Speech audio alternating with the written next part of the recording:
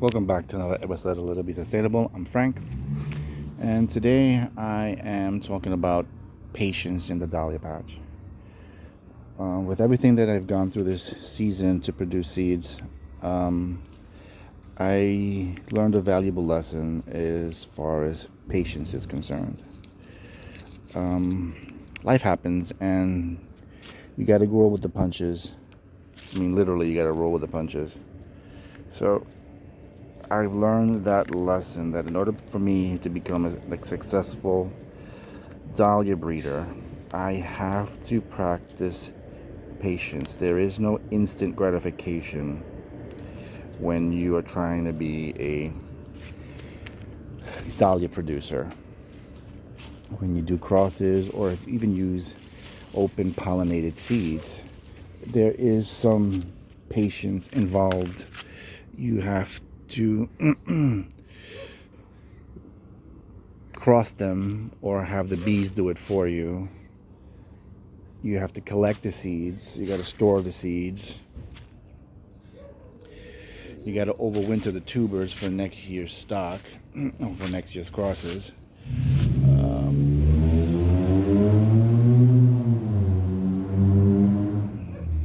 And you also have to start the seeds next spring and grow them out.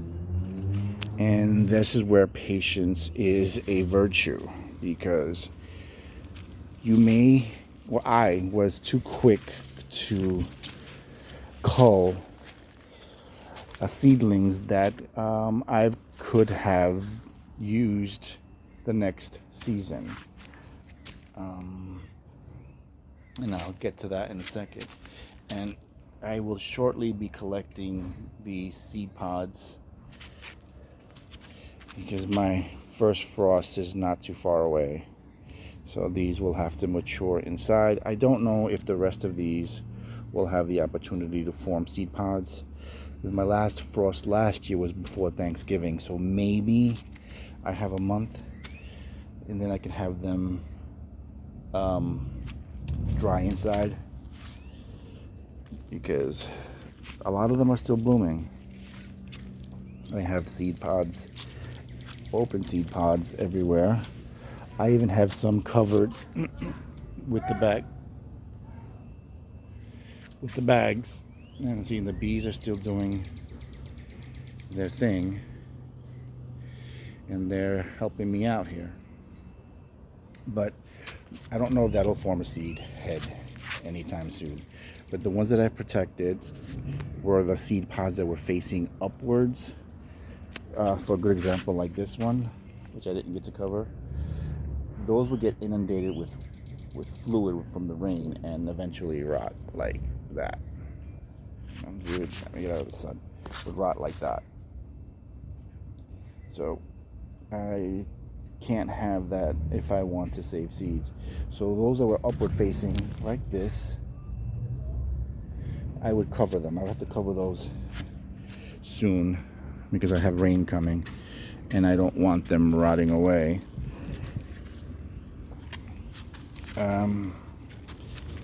Yeah, this is Maroon Fox. It looks more red. This is Fabucan Maroon. I don't know if you can actually see it because it looks more red on camera than it does burgundy, because it's like a blood red. And so is this one. It's a blood red. This is Karma Naomi.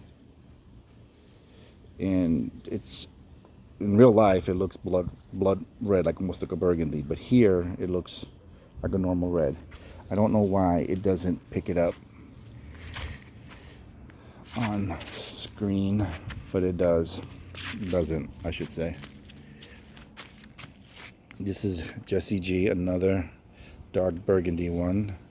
And I love her because she forms a complete ball. She's beautiful.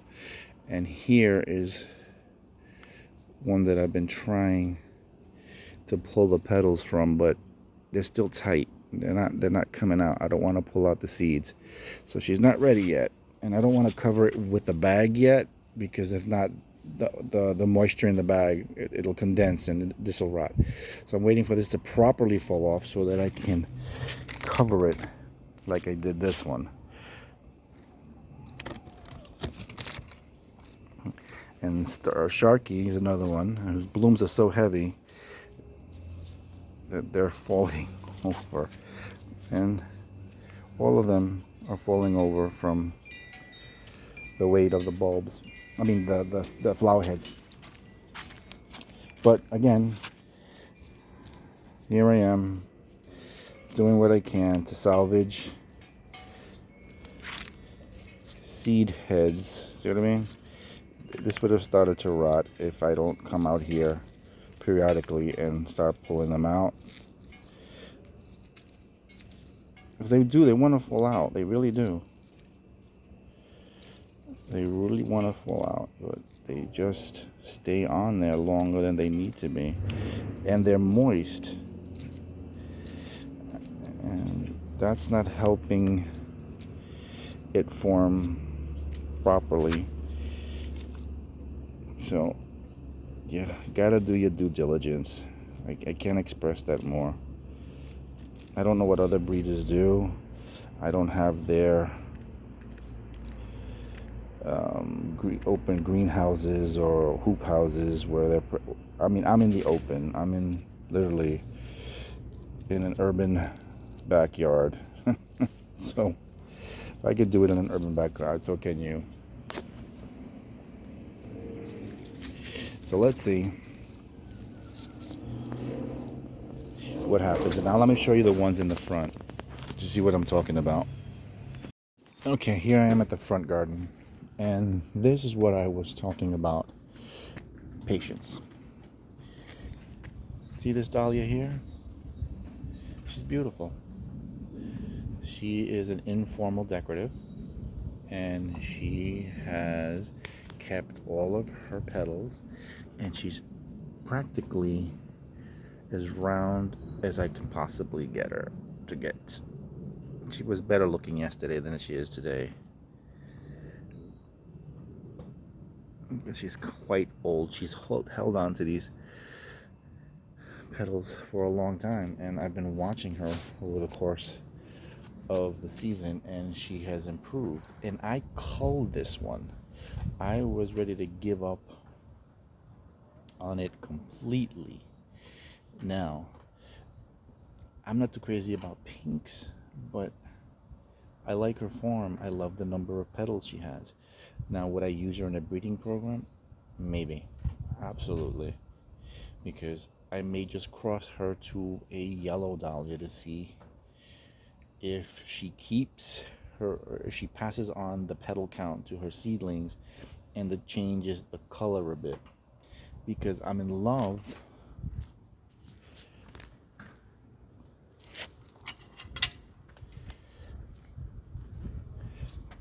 with this salmon colored one.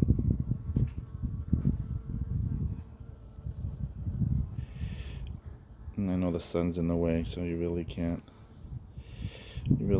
tell. Let me see if I get a close-up. And it changes the color palette a bit. It's really a salmon color. It's not quite yellow, it's salmon. And it has a beautiful size. But it's clock facing, and I'm not too interested in clock facing dahlias. Look, Sleeping Beauty. She is just intoxicated with pollen and she's fallen asleep. So, or it just could be she hasn't warmed up yet and she's just about to get started. Let me leave her be. So I would have culled this dahlia. I would have got rid of the tuber, and I would have lost this dahlia.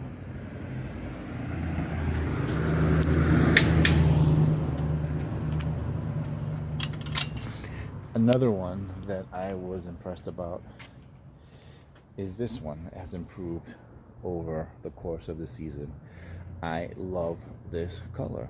It is a deep fuchsia and it does hold its center, and it does form a ball. It's just not as tight as the first pink one I showed you, but this just finished opening up its center. That's what it looks like after it opens up.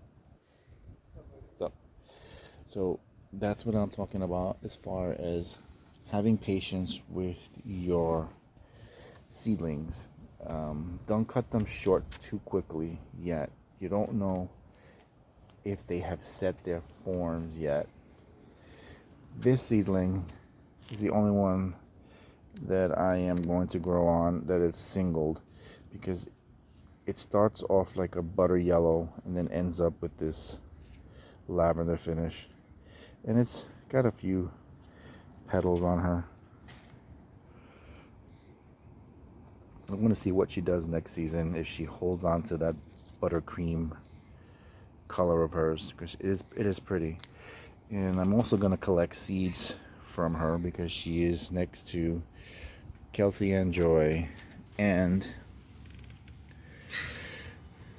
Apple Blossom.